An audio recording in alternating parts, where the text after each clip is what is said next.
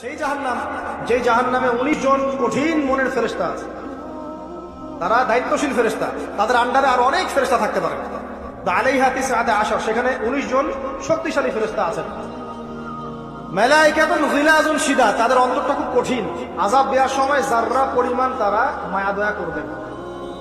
আযাব দেওয়ার সময় যাররা পরিমাণ মায়া দয়া তারা করবে না। কবরে যখন ফাসেক, জালেম, কাফের, মুশরিককে পিটানো হবে, তখন কি কেউ মায়া দয়া করবে? তখন যদি বলে ব্যথা পাচ্ছি, তাহলে কি তারা আযাব দেওয়া বন্ধ করে দেবে? শোনেন, সূরা মুমিন নামে একটা সূরা আছে। কোন সূরা?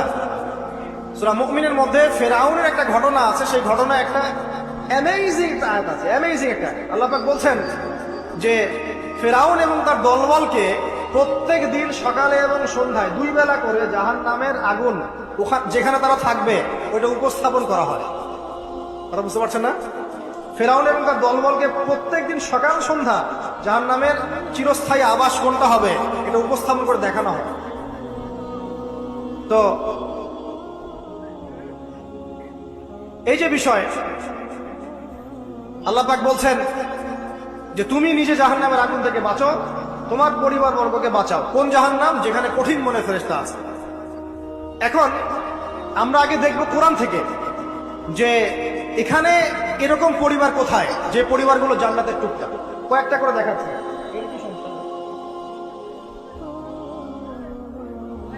কানের উপর একটা চড় লাগায় দেন, যান সে পিছনে যেন ডিস্টার্ব না করে। এখানে বড় ভাই আছে না, যাদের কথা মানুষ শোনে, একটা লাঠি হাতে নেন, যারা বেয়াদবি করবে পিঠা এখান থেকে বের করে দেন, দরকার নাই এটা। তো ওমর রাদিয়াল্লাহু আনহু থাকলে এখন তার হাতে লাঠি থাকতেন। উনি কেমন মানুষ ছিলেন জানেন? আপনাকে দেখাচ্ছি না। আমিরুল মুমিনিন তিনি আসছেন হেঁটে হেঁটে, একজন ব্যক্তি উট নিয়ে যাচ্ছে। উটের পিঠে বোঝা দিয়েছে, বেশি বোঝা। তো তার বক্তব্য হচ্ছে উট তো একটা প্রাণী, এর উপর বোঝা বেশি দিলে কি সমস্যা? আমিরুল মুমিনিন তিনি বলছেন যে তুমি কি জানো না যে উটের হক আছে, পশুর অধিকার আছে? 1450 বছর আগে পশুর অধিকার নিয়ে কথা বলেছেন আমিরুল মুমিনিন। আর আজকে এই যে সকল প্রগতিশীলদের যুগে মানুষের জীবনের কোনো অধিকারের দাম নাই। কথা ঠিক না? ঠিক। আচ্ছা, ওই ব্যক্তি যে যুক্তি দিল আমিরুল মুমিনিন, তার হাতে একটা লাঠি ছিল, ওইটাতে একটা পিটানি। তুমি কি জানো না যে পশুর অধিকার আছে? তার ছেলে একটা পাপ করেছে, সেই পাপের জন্য তাকে দোররা মারার আদেশ করা হয়েছে। এটা জানেন না আপনারা? দোররা মারা হচ্ছে, যে মারছে কাজী, সে কিন্তু আস্তে আস্তে মারছে, কারণ আমিরুল মুমিনিন ছেলে। এটা দেখে ওমর রাদিয়াল্লাহু আনহু নিজে দোররা হাতে নিলেন, নিয়ে নিজের হাতে সজোরে দোররা মারা শুরু করলেন। দোররা মারা এখনো শেষ হয় নাই, তাতেই ছেলে ডেড। যে কোনো সভ্যতার বই পড়েন, ইতিহাস বলেন, সংস্কৃতি বলেন, অর্থনীতি, রাজনীতি, যে কোনো টপিকের বই পড়ে শেষ করে ফেলেন, ওমর রাদিয়াল্লাহু আনহু খেলাফতের মতো স্বর্ণযুগ আপনি পাবেন? ওই তারা কিভাবে এই স্বর্ণযুগটা মানে অর্জন করেছিল? একটাই মানে কারণ, ইসলামী অনুশাসনের তাবেদারি করা, কঠোরভাবে ইসলামী অনুশাসনের তাবেদারি করা। তখন গিয়ে আপনি ওই সভ্যতা এবং সমাজ পাবেন। আল্লাহ পাক আমাদেরকে বোঝার তৌফিক দেখ, আমিন। তো কোরআনে আসেন, আমরা দেখি কিছু এক্সাম্পল দেখি। 1 নম্বর এক্সাম্পল দিচ্ছি, আদম এবং হাওয়া আলাইহিস সালাম, তারা একটা পরিবার না? আচ্ছা, তাদেরকে আল্লাহ পাক ফল খাওয়ার কারণে জান্নাত থেকে নামিয়ে দিলেন না? এই ফলটা খাওয়ার ব্যাপারে, এই গাছের কাছে যাওয়ার ব্যাপারে তাদেরকে উৎসাহিত করেছিল কে? ইবলিস। ইবলিস বলেছিল যে হাল আদুল্লুকা আলা শাজারাতিল খুলদি ওয়া মুলকিন লা ইয়াবলা, হে আদম এবং হাওয়া, আমি কি তোমাদেরকে এমন গাছের সন্ধান দিব না যে গাছের কাছে গেলে তোমরা চিরস্থায়ী হয়ে যাবে এবং বিশাল রাজত্বের অধিকারী হবে? চিরস্থায়িত্বের টোপ এবং রাজত্বের টোপ, এই দুটো দিয়ে তারা আদম এবং হাওয়া আলাইহিস সালামকে ডিসিভ করেছে। এই ফল খাওয়ার সাথে সাথে আল্লাহ পাক তাদেরকে বের করে দেন নাই, বরং ফল খাওয়ার সাথে সাথে তাদের গায়ে জান্নাতের যে পোশাকটা ছিল না, এটা খুলে পড়ে গেছে। এই পোশাকটা খুলে ফেললো কে বলেন? ইবলিস, শয়তান। আল্লাহ পাক এটাই বলছেন, ইয়া বানি আদম, হে বনু আদম, লা ইয়াফতিনান্নাকুমুশ শাইতান, শয়তান যেন তোমাদেরকে ফিতনায় না ফেলতে পারে। কামা আখরাজা আবাওয়াইকুম মিনাল জান্নাহ, ঠিক যেমন করে সে তোমাদের পিতামাতাকে জান্নাত থেকে বের করে দিয়েছে। ইয়ানজিউ আনহুমা লিবাসাহুমা, শয়তান তোমাদের পিতামাতার লেবাস পোশাক খুলে ফেলে দিয়েছিল, লিউরিয়াহুমা মিন সাওআতিহিমা, যাতে করে তাদের লজ্জাস্থান উন্মুক্ত হয়ে যায়। তাহলে আমাদের পিতামাতাকে নগ্ন করে দিয়েছিল কে? ইবলিস। তাহলে এখন আপনি বলেন আমাকে, এই যুগে যারা মুসলিমদের, মুমিনদের, নরনারীদের গা থেকে পোশাক খুলে ফেলতে চায়, এটা কার এজেন্ট বলেন? বুঝতে পারছেন এবার? এই যে নগ্নতা অশ্লীলতার যে আন্দোলন চলছে, হ্যাঁ, হাজার বছরের সংস্কৃতি, আমরা মাদেরকে দেখেছি ব্লাউজ পরতো না, নাউজুবিল্লাহ, এই সেই, হ্যাঁ আমরা এরকমই পোশাক পরবো। ছোট হতে হতে হতে হতে এখন এক পর্যায়ে দেখবেন বিকিনি পরে ঘুরবে কদিন পর থেকে। বিশ্বাস করছেন এই কথাটা? দেখবেন ইনশাল্লাহ, আল্লাহ না করুক, তবে হবে, এটা আমি জানি, বিকজ হাদিস আমি পড়েছি। শেষ জামানায় এরকম নগ্নতা, অশ্লীলতা, বেহায়াপনা বাড়তেই থাকে, বাড়তেই থাকে। এবং এমন একটা সময় আসবে যে মানুষ রাস্তাঘাটে জেনা করবে। ওই যুগে সবচেয়ে ভালো ব্যক্তি হবে সে, যে তাকে গিয়ে বলবে, বাবা তুমি এখানে জেনা করছো ভালো, একটু দেওয়ালের পিছনে যেতে পারলো না, সে হবে ওই জামানার ভালো ব্যক্তি। আপনি হাদিসটা বিশ্বাস করলেন না? আমি নিজে হাদিস পড়েছি যে রাস্তাঘাটে মানুষ জেনা করবে। তো এই যে নগ্নতা, অশ্লীলতার যে সংস্কৃতি চলছে না, কাপড় খুলে ফেলার যে ট্রেন্ড এবং রেভলিউশনের দিকে মানুষ যাচ্ছে এখন, মেয়েরা স্পেশালি, এরা নিঃসন্দেহে মানুষ শয়তান, নিঃসন্দেহে। কারণ ওই যে শয়তান আমাদের পিতামাতার কাপড় খুলে ফেলেছিল, এরা তার এজেন্ট। এরা আমার বোনের গা থেকে কাপড় খুলতে চায়, এরা আপনার স্ত্রীর গা থেকে কাপড় খুলতে চায়, এরা আপনার মায়ের গা থেকে কাপড় খুলতে চায়, এবং বলতে চায় এটা স্বাধীনতা। আরে বোকা মানুষ, এই পৃথিবীতে মানুষ স্বাধীন নয়, এই পৃথিবীতে কোনো মানুষই স্বাধীন নয়। মানুষ কিভাবে স্বাধীন হতে পারে? এখানে পৃথিবীতে যতদিন থাকবে মানুষ আল্লাহর দাসত্বের মধ্যে থাকবে। যে মানুষ নিজেকে স্বাধীন মনে করে সে শয়তানের তাবেদারি করে। এই পৃথিবীতে কোনো মানুষই স্বতন্ত্র স্বাধীন নয়, বরং আল্লাহ পাকের দাসত্বের অধীনে সে পরাধীন। মানুষ বুঝতে চায় না যে স্বাধীনতার ডেফিনেশন কি। আল্লাহ পাকের রুলস এবং রেগুলেশনস মেনে চললে পরে আমি তখন স্বতন্ত্র স্বাধীন, আল্লাহর দাসত্বের অধীনে, দাসত্বের বাইরে গিয়ে নয়। আর আল্লাহ পাকের দাসত্বের 5 পয়সা পরোয়া না করে নিজেকে যদি স্বাধীন মনে করে, সে তো শয়তানের চেলা। কথা কি বুঝতে পারছেন? আসেন, এই যে আমাদের পিতামাতাকে ওখান থেকে নামিয়ে দেওয়া হলো, তারা দুজন কিন্তু এই পৃথিবীতে যে কষ্টের জীবন, তারা কিন্তু একসাথে অতিবাহিত করেন নাই। তো এই যে কষ্ট, দুঃখ, একসাথে পথ চলা, স্বামী স্ত্রীর যে একটা বন্ধন, মায়াবী একটা হৃদ্যতার বন্ধন, এটাই হচ্ছে পরিবারের ভিত্তি। আমি আদর্শ পরিবারের দিকে যাচ্ছি আস্তে আস্তে ইনশাআল্লাহ। কোরআন থেকে আপনাকে কয়েকটা দলিল দিচ্ছে। এবার দেখবেন তাদের সন্তান হাবিল কাবিল, ওই যে কি হলো, কাবিল হাবিলকে পড়েন নাই? কাবিল হাবিলকে হত্যা করলো। এখানে হত্যার মূল কারণ কি ছিল? হিংসা। কাবিলের কোরবানি কবুল হচ্ছে না, হাবিলেরটা হচ্ছে। তার মানে বুঝলাম পৃথিবীতে ফাসাদ ছড়িয়ে পড়বে, পরিবারে ফাসাদ ছড়িয়ে পড়বে, তার অন্যতম একটা কারণ হচ্ছে ঈর্ষা বা হিংসা। আসলে ঈর্ষা হিংসা এক জিনিস নয়, এখানে মূল কারণ হচ্ছে হিংসা। তো আমাদের পরিবার জান্নাতের টুকরা হবে ইনশাআল্লাহ যদি স্বামী স্ত্রীর মধ্যে হিংসা না থাকে, পরিবারের সদস্যদের মধ্যে পরশ্রী কাতরতা না থাকে। একটু মনোযোগ দেন। তারপরে সামনে যান। ওই যে নূহ আলাইহিস সালামের নাম শুনেছেন? আচ্ছা, কত বছর দাওয়াত দিয়েছেন বলেন? এই তো মাশাআল্লাহ 950 বছর। 950 বছর দাওয়াত দেওয়ার পর 40 বা 80টা পরিবার ইসলাম কবুল করেছে। বাকিরা আল্লাহ পাকের গজবে ডুবে গেছে। এখন ডুবে যাওয়ার মধ্যে কি তার ছেলেও ছিল না? নূহ আলাইহিস সালাম আল্লাহকে বলছেন, আল্লাহ ইন্নাহু মিন আহলি, সে আমার পরিবারের একজন, তাকে হেফাজত করে বাঁচাও, আল্লাহ মাফ করে দাও। আল্লাহ পাক বলছেন লাইসা মিন আহলি, সে তোমার পরিবারের কেউ না। এখান থেকে আরেকটা দলিল দেই। লুত, কমে লুতের নাম শুনেছেন? সমকামী, ছেলে ছেলে বিয়ে করে, যেটা এখন ছড়িয়ে পড়ছে দিন দিন। প্রতি 10 জনের মধ্যে নাকি একজন এখন মনে করে যে ছেলে ছেলে বিয়ে করা যায়। এবং এর এই সভ্যতাটা ধারক বাহক হচ্ছে পশ্চিমারা। ওখানে অনেক আগেই এগুলো চালু হয়ে গেছে। আমেরিকাতে তো চালু আছে, ব্রিটেনে আছে, কানাডায় আছে, অস্ট্রেলিয়া আছে, আমাদের ভারতেও আছে। আর দিন দিন এখন এটাই যে আমাদের সাবকন্টিনেন্ট বাংলাদেশ, এখানেও ঢুকে পড়েছে। এবং এদের সংগঠন আছে, এদের পতাকা আছে, পতাকার মধ্যে রংধনুর সাইন আছে। হ্যাঁ, এরা এখন বাক স্বাধীনতার কথা বলে। তো ছেলে ছেলে বিয়ে করতো, এটাও কোরআনে পেয়েছি, কিন্তু মেয়ে মেয়েও যে বিয়ে করে এটা কোরআনে পাই না।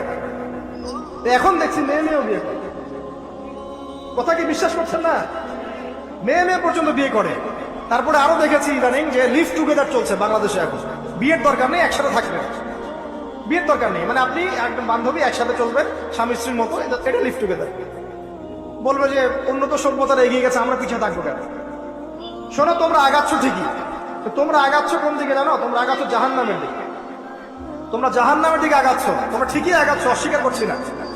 তোমরা এগিয়ে যাচ্ছ ঠিকই, বাট জাহান্নামের দিকে। তোমাদের তাকদীরে যদি হেদায়েত না থাকে, জাহান্নামের মর্মান্তিক আযাব থেকে কেউ বাঁচাতে পারবে না। এই কওমে লূতকে আল্লাহ পাক ধ্বংস করেছেন নির্মম ভাবে। ফেরেশতাদের পাখা দিয়ে পুরো জাতিটাকে তুলে, ওই যে কওমে লূত জর্ডান ডেড সি ওই জায়গাটা, উপর থেকে পাথর বর্ষণ করে রজম করে উল্টা দিকে আবার দফন করে দেয়। এই কওমে লূতের নবীর নাম ছিলেন লূত আলাইহিস সালাম, ঠিক আছে? তার স্ত্রী পর্যন্ত কিন্তু ঈমান আনেন নাই, ঠিক নূহ আলাইহিস সালামের স্ত্রী মতোই। নূহ আলাইহিস সালামের সন্তান স্ত্রী ঈমান আনে নাই, লূত আলাইহিস সালামের স্ত্রী ঈমান আনেন নাই। এবার এখান থেকে আমাদের পারিবারিক হেদায়েতটা কি বলেন? আপনি যদি একজন আলেমের সন্তান হন, আপনি যদি একজন মুহাদ্দিস মুফাসসির মুফতিরও সন্তান হন, নিজে যদি তাকওয়া ঈমান অর্জন করতে ব্যর্থ হন, আপনার বংশ, আপনার পরিচয়, আপনার জাতীয়তাবাদ, আপনার রক্ত, বর্ণ কোনো কিছুই আপনাকে জাহান্নামের আগুন থেকে বাঁচাতে পারবে না। এই জন্য নবী সাল্লাল্লাহু আলাইহি ওয়াসাল্লাম তার কলিজার টুকরা মেয়ে ফাতিমা রাদিয়াল্লাহু আনহাকে বলছেন, হে ফাতিমা, দুনিয়াতে আমার কাছে যা চাওয়ার তুমি চেয়ে নাও, পরকালে আমি তোমার কিন্তু কোনো হেল্প করতে পারবো না। কিন্তু আমরা জানি নবী সাল্লাল্লাহু আলাইহি ওয়াসাল্লাম সবার জন্য আমভাবে সুপারিশ করবেন। তিনি তার স্ত্রী আয়েশা রাদিয়াল্লাহু আনহাকে কাঁদতে দেখে বলছেন, হে আয়েশা, কি জন্য কাঁদছো? আয়েশা রাদিয়াল্লাহু আনহা বলছেন, আল্লাহর আযাবের ভয়ে কাঁদছি ইয়া রাসূলুল্লাহ। নবী সাল্লাল্লাহু আলাইহি ওয়াসাল্লাম বলছেন, আয়েশা, তিনটা জায়গা থাকবে কিয়ামতের মাঠে যখন আমিও তোমাকে চিনতে পারবো না, তুমিও আমাকে চিনতে পারবে না। এক, যখন আমলনামা ছুড়ে দেওয়া হবে, ইকরা কিতাবাক ওয়া কাফা বিনাফসিকা আল-ইয়াওমা আলাইকা হাসিবা, কেউ কাউকে চিনবে না, সবাই ইয়া নাফসি ইয়া নাফসি। একটা হচ্ছে পুলসিরাত পার হওয়ার সময় কেউ কাউকে চিনবে না, ইয়া নাফসি। আরেকটা হচ্ছে যখন আমলনামা ওজন করা হবে মিজান, কেউ কাউকে চিনবে না। এখন যাদেরকে আপনার আপন মনে হচ্ছে না, আমি একটা কথা অনেকদিন বলেছি, যে আল্লাহ সুবহানাহু ওয়া তাআলা ছাড়া ইহকাল পরকালে আমাদের প্রকৃত আপন কেউই নাই। কথা বুঝতে পারছেন না? না, সময় হোক বুঝতে পারবেন। এই যে যাদের কথা চিন্তা করে আপনি দুর্নীতি করছেন, ঘুষ খাচ্ছেন, সুদ খাচ্ছেন, এরা আপনাকে চিনবে না মরার পরেই। আপনি মারা যাবেন, এরা আপনাকে চিনবে না পরকালে। তখন যদি আপনি বলেন, হে আল্লাহ, আমি ওদের স্বার্থে সুদ খেয়েছি, পরিবার দেখাশোনা করার জন্য ঘুষ নিয়েছি, দুর্নীতি করেছি, ওরা উল্টা বলবে যে আল্লাহ, একে তো আমি নিতে বলি নাই, ওকে তো আমি নিতে বলি নাই, ও হিসাব ও দিবে, আমি এসবের মধ্যে নাই। আপনার স্ত্রী আপনাকে কথা বলবে, ইয়াউমা ইয়াফিরুল মারউ মিন আখি, ভাই ভাই থেকে দৌড় দিয়ে পালাবে ওই দিন। ওয়া উম্মিহি ওয়া আবি, তার মা বাপ থেকে পালাবে। ওয়া সাহিবাতিহি ওয়া বানি, এই যে স্ত্রী সন্তান, এগুলো থেকে পালাবে মানুষ।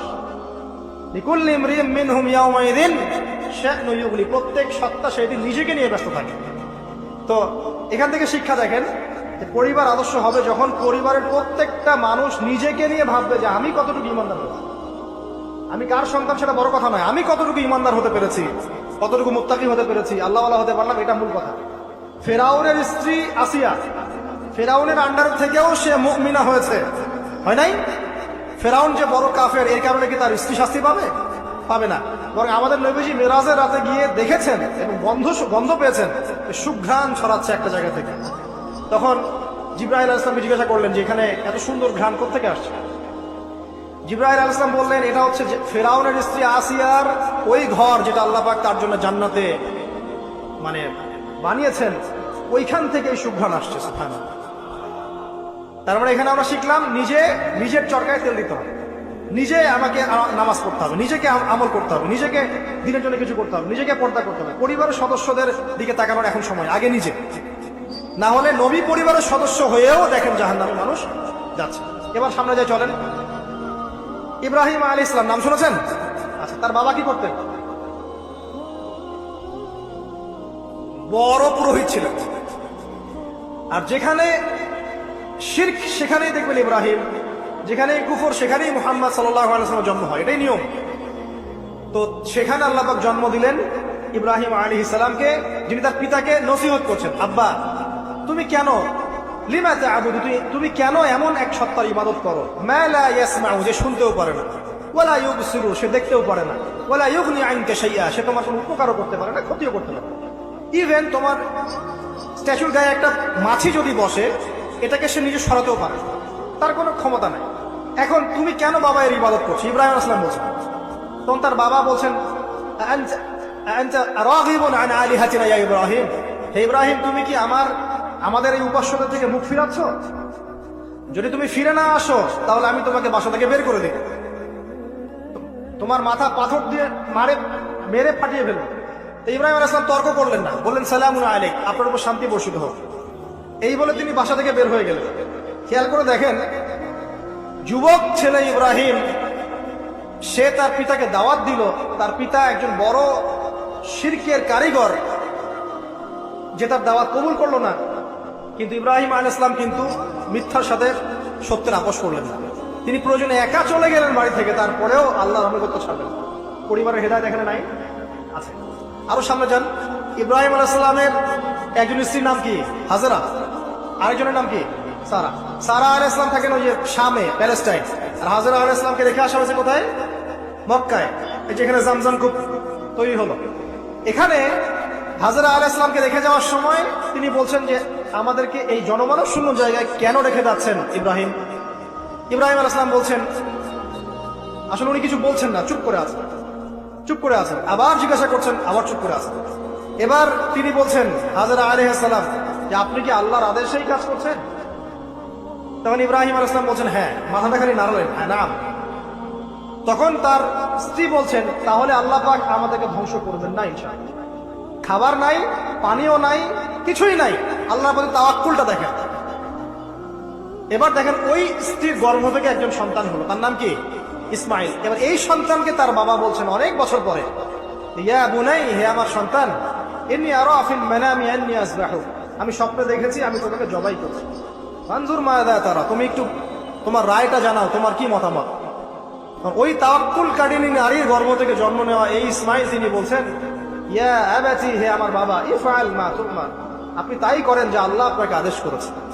সাতাজিদুনি ইনশাআল্লাহু মিনাস সাবিরিন, ইনশাআল্লাহ আপনি আমাকে সবরকারী পাবেন। এই বাচ্চার বয়স হবে বড় জোর 10 থেকে 15, নাকি কম সম হবে আর কি। তো এই প্রজন্মের আমাদের জেনারেশনকে দেখেন না, আমি গতকালকে গুগল সার্চ করে দেখেছি যে বাংলাদেশের 11 থেকে 19 বছর বয়সী যে বাচ্চারা আছে, কিশোর, এরা এখন সবচেয়ে বেশি পর্ন দেখে, সবচেয়ে বেশি। এবং কলেজ পড়ুয়াদের, স্কুল কলেজ পড়ুয়ার মধ্যে 77%ই পর্ন দেখে। এবং ইন টোটাল হিসাব করে দেখা যায় বাংলাদেশে 92% মানুষ পর্ন আসক্ত, মানে পর্ন আসক্ত না হলেও পর্ন দেখে। ওই যে কিশোর ইসমাইলের চেতনা দেখেন আর আমাদের এই যুব সমাজের চেতনা দেখেন, পার্থক্যটা করেন আপনি, তাহলে বুঝতে পারবেন কিভাবে রেভলিউশন হয়েছে ইসলামের, এখন কেন হচ্ছে না। আপনি নিজেই বুঝতে পারবেন আমাদের কারণেই হচ্ছে না। আসেন এবার এই সন্তানকে জবাই করার ঘটনা, আল্লাহ পাক হাদিয়া পাঠালেন, তাকে জবাই করতে হলো না। এখান থেকে আমরা কুরবানির ঈদ পালন করছি, তাই না? আচ্ছা, এখানে আমি পরিবারের হেদায়েত হিসাবে এটা ফাইন্ড আউট করছি আপনাদের জন্য যে যদি পরিবারের নারীরা হয় এই হাজরা আলাইহিস সালামের মতো সহনশীলা, সবরকারিণী এবং তাওয়াক্কুলকারিণী, তখনই গিয়ে তাদের গর্ভ থেকে ইসমাইলের মতো সন্তান জন্ম হবে ইনশাআল্লাহ। যাদেরকে আল্লাহর জন্য কুরবানি করতে চাইলে তারা বলবে কোনো সমস্যা নাই, প্রয়োজন আল্লাহর জন্য কুরবান হয়ে যাও। তো এখানে কার ভূমিকা বেশি, বাবার না মায়ের? তাকে কিন্তু তার বাবা মানুষ করেননি, তার বাবা ওইখানে থাকেন সিরিয়ায়, শামে, মাঝে মাঝে আসা যাওয়া করে। তার বেশিরভাগ সময় তাকে প্যারেন্টিং কে করেছে? তার মা। ওই মায়ের গর্ভ থেকে এমন সন্তান আশা করা যায়। তো এখনকার এই সিরিয়াল দেখা মেয়েদের গর্ভ থেকে এমন সন্তান আশা করা যায়? এখনকার ওইসব মেয়েদের গর্ভ থেকে আশা করা যায় এটা স্বামী দিতে পারলে সে খুশি, দিতে না পারলে অসন্তুষ্ট, বেজার। স্বামীকে প্রেসার দিতে দিতে, মানসিক কষ্ট দিতে দিতে স্বামীকে বুড়া বানায় ফেলে দিয়েছে। আমাদের নবীজি দোয়া করতেন আল্লাহর কাছে, আল্লাহ আমি এমন স্ত্রী থেকে তোমার কাছে আশ্রয় চাই যে আমাকে বৃদ্ধ হওয়ার আগেই বুড়া বানায় ফেলবে। বৃদ্ধ হওয়ার আগেও স্ত্রী চাইলে স্বামীকে বুড়া বানাতে পারে। দেখা যায় অনেক সময় অনেক পরিবার স্ত্রীদের মানসিক টর্চারের কারণে স্বামীরা স্ট্রোকের শিকার হয়, রোগ ব্যাধির শিকার হয়, হার্ট স্ট্রোক করে, হাই প্রেশারের শিকার হয়, পেরেশান, দিনের জন্য কাজ করা তো দূরের কথা, দুনিয়া সামলাতে তার সারাদিন চলবে। এই নারীরা কি হাজরা আলাইহিস সালামের মতো? যখন এমন নারীরা ঘরে ঘরে তৈরি হবে তখন দেখবেন আদর্শ পরিবার ঠিকই গঠিত হবে। তো বিয়ে করলে এই ধরনের মেয়েকে করবেন। রূপের সৌন্দর্য দেখে, টাকা পয়সা দেখে আর অন্যান্য বিষয়গুলো দেখে এত বেশি ইমপ্রেসড হওয়ার দরকার নেই। আপনি দেখবেন দিনদারিতা আছে কিনা। এবং দিনদারিতা কিন্তু শুধু বোরখার মধ্যেই থাকে না। আপনাকে কথা বলে প্রশ্নোত্তরের মাধ্যমে পাত্রী দেখার সময় এগুলো যাচ করতে হবে। আপনাকে ওর মাকে দেখতে হবে, তার মা কেমন, কোন মায়ের সন্তান সে, তার মায়ের আকীদা কেমন, তার মা কেমনে চলাফেরা করে, ওর নানি কেমন, ওর পরিবারের সদস্যরা কেমন, এগুলো দেখে মেয়ে চুজ করবে। এই যে নসিহতগুলো করছি, যারা আনম্যারিড তোমার জন্য এগুলো শোনার চেয়ে বেশি দামি। এই ডিসিশনটা এত এত গুরুত্বপূর্ণ যে জীবনে যদি এটাতে ভুল করে ফেলেন কখনো, সারাটা জীবন আপনাকে এই বোঝা টানতে হবে। এবং এমন কষ্ট আসবে যেটা আপনার ওই যে বিয়ের পর নতুনত্বর সাময়িক সুখা থাকে 1 বছর 2 বছর 2.5 বছর 3 বছর, পরে দেখবেন সারা জীবনটা জাহান্নাম হয়ে গেছে। তো একটা নসিহত, বাড়ির স্ত্রীরা এবং বোনরা যদি হাজরা আলাইহিস সালামের মতো হতে পারে, ইনশাআল্লাহ তাআলা আদর্শ পরিবার গড়ে উঠবে ইনশাআল্লাহ। আল্লাহ পাক তৌফিক এনায়েত করুন। আমিন। আরো সামনে যান, এখানে দেখেন লুকমান হাকিম, নাম শুনেছেন? তিনি একজন বিজ্ঞ মানুষ ছিলেন। অনেকে বলেছেন নবী ছিলেন, কেউ বলেছেন নবী ছিলেন। যাই হোক, তিনি তার সন্তানকে কিছু নসিহত করছেন। কি চমৎকার নসিহত! তিনি সন্তানকে নসিহত করছেন, ইয়া বুনাইয়া, হে আমার ছোট্ট বৎস, লা তুশরিক বিল্লাহ, তুমি আল্লাহর সাথে কাউকে শরীক করো না। ইন্না শিরকা লা যুলমুন আযীম, কারণ শিরক হচ্ছে মহান জুলুম। ছোট্ট একটা বাচ্চা শিরকের বোঝেটা কি? কিছু বোঝে? আমরা আমাদের ছোট বাচ্চাদেরকে কি শিখাই? জীবনে বড় হওয়া, প্রতিষ্ঠিত হওয়া, ইত্যাদি ইত্যাদি, তাই না? কিন্তু এখানে দেখেন লুকমান হাকিম আলাইহিস সালাম, তিনি তার সন্তানকে শিরকের শিক্ষা দিচ্ছেন। পিতা মাতার খেদমত করবে, তাদের অবাধ্য হবে না, সৎ কাজে আদেশ করবে, অসৎ কাজে নিষেধ করবে, ঠিক আছে? বিপদে পড়লে সবর করবে, গাধার মতো উচ্চস্বরে কথা বলবে না। এই নসিহতগুলো করছেন লোকমান তার সন্তানকে আলাইহিস সালাম। এখান থেকে প্যারেন্টিং পাচ্ছেন না, যে আপনি আপনার সন্তানকে, পরিবারের সদস্যদেরকে কি নসিহত করবেন? এবার কোরআনের পাতায় পাতায় আছে। ইয়াকুব আলাইহিস সালাম তার সন্তানদেরকে নসিহত করছেন, আমার পরে তোমরা কার ইবাদত করবে? তারা বলছে আমরা আল্লাহর ইবাদত করবো ইনশাআল্লাহ। ইউসুফ আলাইহিস সালামের সাথে তার পিতার একটা গভীর প্রেমের সম্পর্ক ছিল। আসহাবুল কাহফের মধ্যে আপনি এর এক্সাম্পল পাবেন। তো কোরআনের এভাবে পাতায় পাতায় আপনি দেখবেন যে আলহামদুলিল্লাহ আল্লাহ পাক আমাদেরকে আদর্শ পরিবার গড়ার এই মেসেজগুলো দিয়েছেন। বলতে গেলে অনেক লম্বা সময় চলে যাবে, তো বাকিগুলো আপনারা খুঁজে বের করবেন ইনশাআল্লাহ। আল্লাহ পাক তৌফিক দান করুন। এবার আসেন যে নবী সাল্লাল্লাহু আলাইহি ওয়াসাল্লাম এবং সাহাবায়ে কেরামের যুগে পরিবারগুলো কেমন ছিল। খুব শর্ট করে বলি, তখন পরিবারের মধ্যে তাওহীদ ছিল, ঠিক আছে? পরিবারের মধ্যে সুন্নত ছিল, পরিবারে কোরআনের তালিম চর্চা ছিল, পরিবারে পর্দা ছিল, পরিবারের মধ্যে দেখবেন আপনি মাশাআল্লাহ ইসলামিক অনুশাসন ছিল, একটা শাসনের লাঠি ছিল, পরিবারের মধ্যে হৃদ্যতা, ভালোবাসার বন্ধন ছিল, হ্যাঁ, পরিবারে হালাল রিজিকের প্রাচুর্য ছিল, পরিবারের মধ্যে অপসংস্কৃতি ছিল না, ইসলামিক সংস্কৃতি ছিল। মানে ওই সময় পরিবারগুলো এক একটা সোনার টুকরা ছিল না, তাই না? ছিল না, জান্নাতের টুকরা ছিল। মানে যত ভালো গুণ সব পরিবারে ছিল, আর খারাপ গুণের সাথে তারা খুব একটা সম্পর্কিত ছিলেন না, আলহামদুলিল্লাহ। কিন্তু নবী সাল্লাল্লাহু আলাইহি ওয়াসাল্লাম শেষ জামানার হাদিসগুলো যখন বর্ণনা করেছেন, তখন যে কথাগুলো বলেছেন, শেষ জামানায় পরিবারের ভাঙনগুলো বেশি হবে, বিচ্ছেদ বেশি হতে পারে, সন্তানরা দেখবেন পিতামাতাকে সম্মান করবে না, হ্যাঁ, পরিবারে আপনার অপসংস্কৃতি অনুপ্রবেশ করবে, জেনা বেড়ে যাবে, মাদক বেড়ে যাবে, অশ্লীলতা বেহায়াপনা বেড়ে যাবে, প্রতিবেশীর অধিকার ক্ষুণ্ণ করা হবে, ভাইয়ে ভাইকে খুন করবে, বোন বোনকে মানে চুলাচুলি করবে, মানে পরিবারে অশান্তি বিরাজ করবে, এমনটা হাদিসের মধ্যে কিন্তু বর্ণিত আছে, প্রচুর হাদিস আছে। তো এই অবস্থায় একটু আপনাকে দেখাই যে এখন এমন একটা অবস্থা চলছে যে আপনি ম্যাক্সিমাম পরিবারগুলোর মধ্যে যাবেন, আপনি গিয়ে দেখবেন ম্যাক্সিমাম পরিবারে কিন্তু নামাজটা নাই। ম্যাক্সিমাম পরিবারে যাবেন, আপনি গিয়ে দেখবেন সেখানে কিন্তু পর্দাটা নাই। বেশিরভাগ পরিবারে আপনি যান, দেখেন দিনের ইলম চর্চার যে গুরুত্ব, এটা কিন্তু ওখানে দেখবেন আপনি নাই। বেশিরভাগ পরিবারে দেখেন আপনি এখানে হালাল হারামের কোনো পরোয়া নাই, রিজিক আসতেছে কোন দিক থেকে আসুক, ঠিক আছে?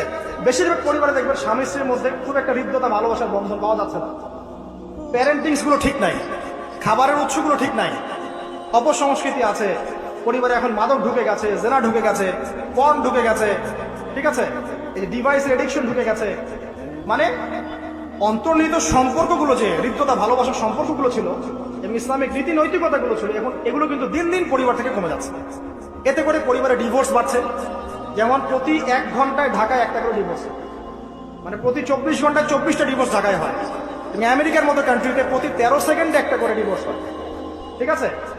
দেখা যায় গড়ে প্রতিদিন, এই বিশ্বে গড়ে প্রতিদিন 29 জন মানুষ আত্মহত্যা করছে এখন ফার্স্টেড হয়ে, পারিবারিক কলহের শিকার হয়ে। দেখা যায় গড়ে প্রায় 30 to 40% মেয়ে এখন পারিবারিক সহিংসতার শিকার হচ্ছে, যৌতুকের কারণে, আপনার পরকীয়ার কারণে। পরকীয়ার কথা তো বলতেই ভুলে গেছে যে ম্যাক্সিমাম পরিবারে এখন পরকীয়া চলছে। স্বামী স্ত্রী কিনে সন্তুষ্ট না, স্ত্রী স্বামী কিনে সন্তুষ্ট না, দেখবেন পরকীয়াটা কমন হয়ে যাচ্ছে। ম্যাক্সিমাম পরিবার আপনি দেখবেন যে পর্ন ঢুকে গেছে, জেনা ঢুকে গেছে, মানে জেনাটাকে সহজ করে ফেলা হচ্ছে। এবং প্রগতির নামে আমরা এখন এমন এমন কিছু কালচার লালন পালন করছি যেগুলো আস্তে আস্তে আমাদেরকে ইসলাম থেকে সরিয়ে দিচ্ছে। তো পরিবারের অবস্থা এখন ভয়াবহ খারাপ। আত্মহত্যার প্রবণতা বাড়ছে, যৌতুক বাড়ছে, আপনার মাদকাসক্ত ছেলে মেয়ের সংখ্যা বাড়ছে, হ্যাঁ, পর্ন এডিক্টেড ছেলের সংখ্যা বাড়ছে। এরা না দেশকে কিছু দিতে পারছে, না সমাজকে, না জাতিকে। এরা কিন্তু আসলে সম্পদ নয়, এরা বরং বোঝা হচ্ছে। দুনিয়াবি বিষয়গুলোকে অনেক বেশি গুরুত্ব দেওয়া হচ্ছে, এতে করে দিনটা কিন্তু সংকুচিত হচ্ছে। তো এগুলো বলতে থাকলে অনেক সময় চলে যাবে। তো এক কথায় পরিবারের ভাঙনটা এখন বেশি এবং পরিবারের নীতি নৈতিকতার অবস্থা খুব খারাপ। এর কারণগুলো আমরা ফাইন্ড আউট করলাম। কি কি কারণ? এক নাম্বার ধরেন কোরআনের তালিম চর্চা উঠে যাওয়া, তাওহীদ উঠে যাওয়া, শিরকের অনুপ্রবেশ, সুন্নত উঠে যাওয়া, বেদাতগুলো ঢুকে যাওয়া, পরিবারে হারাম রিজিক ঢুকে যাওয়া, পরিবারের কর্তাদের নীরব ভূমিকা, হ্যাঁ, পরিবারে হাজরা আলাইহিস সালামের মতো মা না থাকা, পরিবারে খাদিজা রাদিয়াল্লাহু আনহার মতো স্ত্রী না থাকা, অনেক কারণ। এরপরে বাইরের সংস্কৃতি অনুপ্রবেশ, হ্যাঁ, প্রিন্ট এবং ইলেকট্রনিক মিডিয়ার যৌনতা, এই সব কিছু মিলে কিন্তু পরিবারগুলো ক্রাশ করছে। এতে করে দেখবেন অনেক সমস্যা হচ্ছে।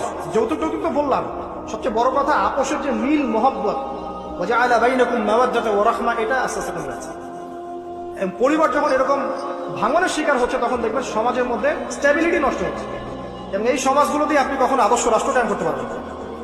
এখন আসেন জাস্ট এখান থেকে আমি আলোচনার শেষের দিকে যাব অল্প সময়, যে আমরা এখন কি কি কাজ করলে কিভাবে স্টার্ট করব আর কিভাবে আমরা এটাকে সলভ করতে পারি। এই সলিউশনটা দুই রকম। এক নম্বর হচ্ছে যারা অলরেডি পরিবারে ঢুকে গেছেন তাদেরকে অন্য জায়গা থেকে শুরু করতে হবে।